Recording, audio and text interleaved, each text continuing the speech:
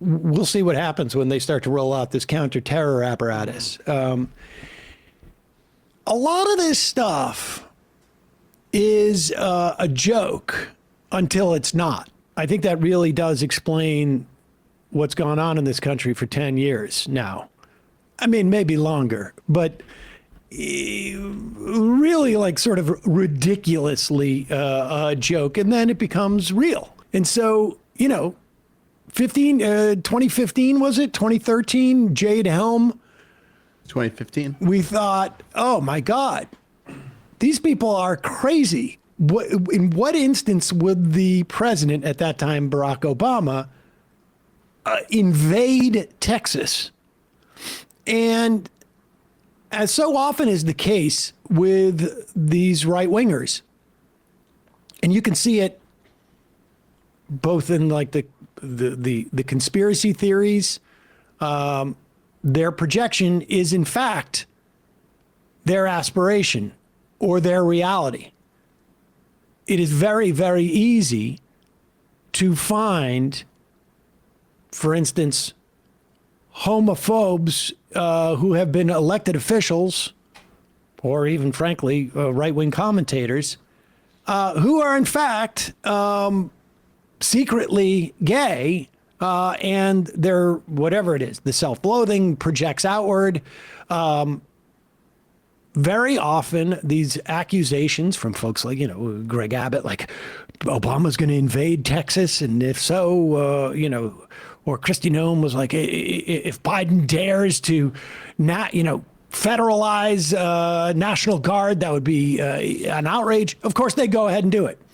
So this video is both sort of hilarious, insane, and a real possibility of actually happening. This video was shot following the Anti-Antifa, as they call it, roundtable conference with a bunch of right-wing podcasters explaining to Donald Trump how their lack of Trump deranged syndrome has made them more attractive, and how weirdly we have traced Antifa origins all the way back to Weimar, Germany.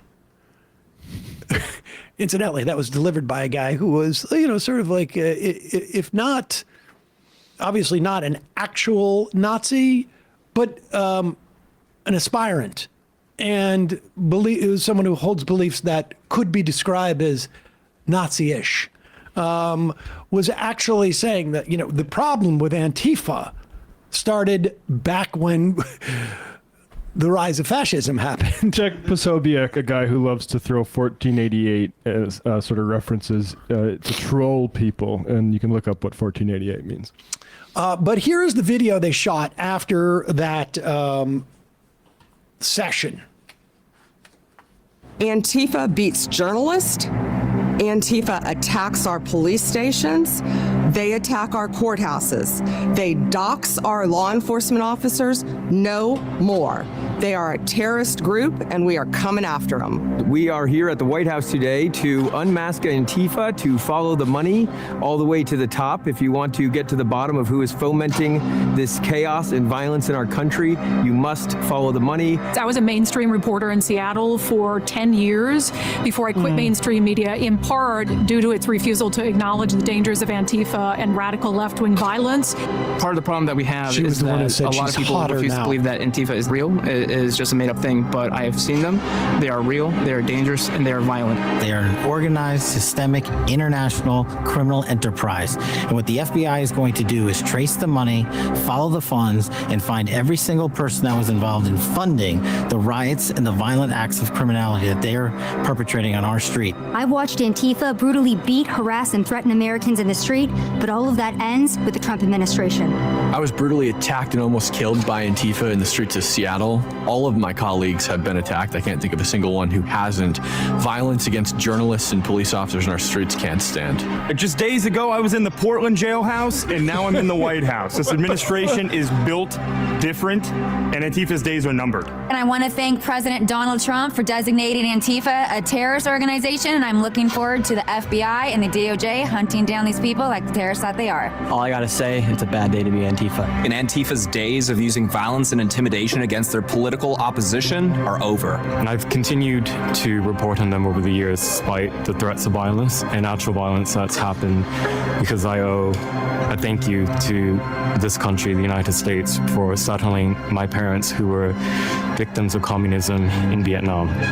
1 month ago, Charlie Kirk was murdered by a violent leftist.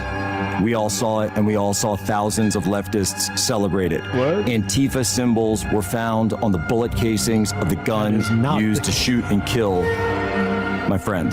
We won't take it anymore. President Trump is not going to stand for it. And I'm so grateful that we have a leader in the White House that understands how we need to fight these sophisticated networks and how we need to take these terrorists out.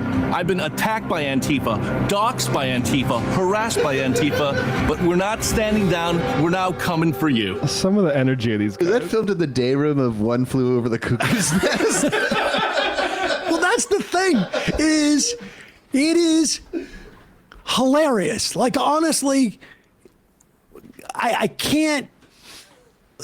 When Saturday Night Live does the parody of this, if they do it, the difference is really just going to be just so subtle. You don't need much to tweak here, except for the Put that picture up. Oh my God. The problem is, according to Reuters, Trump administration plans to deploy America's counterterrorism apparatus, including the FBI, the Department of Homeland Security, and the Justice Department, as well as the IRS and the Treasury Department, against certain left-wing groups it accuses of funding and organizing political violence. Okay. These things don't exist. So they're going to go and find it. Reuters spoke to 3 White House officials, 4 Department of Homeland Security officials, 1 Justice Department official to produce the first comprehensive account of how decisions are being made, forces deployed, and operations coordinated in the crackdown. Stephen Miller, of course, is deeply involved in reviewing the agency's investigations. Trump administration has released some examples of what alleges are left-wing violence, but it provided little evidence of a coordinated effort. Left-wing organizations have fueled violent riots, organized attacks against law enforcement officers, coordinated illegal doxing campaigns, arranged drop points for weapons and riot materials, and more. Like, what? They're going to focus on domestic terrorists whose common ideologies include anti-Americanism, anti-capitalism, and anti-Christianity. Guilty. September 25th, Trump, when pressed by Reuters, Trump mentioned George Soros, Reid Hoffman. In response to a separate request, White House highlighted 7 political protests in 2023 and 2025 that included acts of violence directed against law enforcement officials and 2 incidences of vandalism at a Tesla dealership this year, as well as a half a dozen social media posts celebrating the damage. I think we had a host of the Tesla Stop Tesla thing. Now, they weren't involved in any type of violent acts against Tesla, but they protested. Vast majority of those protests were peaceful. The White House gave a list, stressed they were not necessarily potential targets. The list includes Soros's Open Society Foundations, Act Blue, which is a funding mechanism for the Democratic Party, Indivisible, which is a grassroots coalition that does protests and letter writing, etc., The Coalition for Humane Immigrant Rights. The goal is to destabilize Soros's network, a third White House official said. Wait, what? By labeling it a terrorist organization. Other groups on the list include 2 Jewish nonprofits that oppose Israel's war in Gaza, Reuters words, not mine, if not now, and Jewish Voice for Peace. Jesus. Potential tools to defund or shut down these groups include IRS investigations, to strip them of tax-exempt status, criminal probes by the DOJ and the FBI, surveillance by federal law enforcement agencies, the use of RICO statutes, typically used for organized crime, and financial investigations under anti-terror laws.